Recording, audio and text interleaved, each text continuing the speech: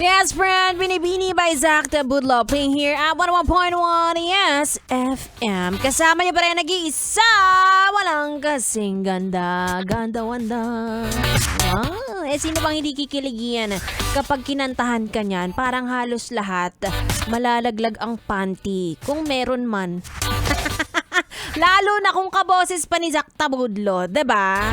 Kaso, kagaya ng tanong ng parokya ni Edgar, uso pa rin ba ngayon ang harana? Parang hindi na, 'di ba?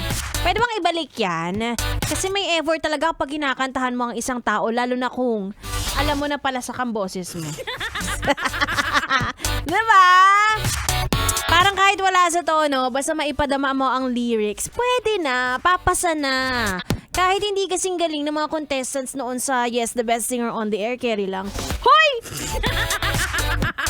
Ay, ilan lang yan sa mga bagay na pwede mo rin gawin ngayong Valentine's, lalo na kung out of budget ka na.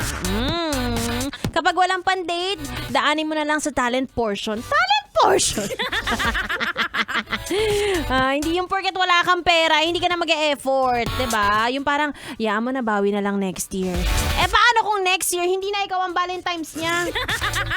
Ano gagawin mo? Kaya kayo, mga yes friend, kung may pagkakataon po tayo i-express ang ating pagmamahal, gawin natin sa abot ng ating makakaya. Hay nako! Kailangan ba turuan ang dumiskarte? Alam mo na yan, malaki ka na!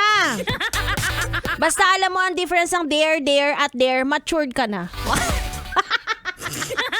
O kaya, kapag nakatuntong ka na ng 19, matured ka na kasi naintindihan mo na ang lahat. Parang medyo tita jokes ako. Medyo nag-cringe ako ng konti. Anyway, sana kahit ganyan ang joke ko, samahan mo pa rin ako hanggang alas 9 ng gabi. Kaya na yan, sumigan, Wanda. Umiiling-iling dito si Jusma. Natawa ka ba?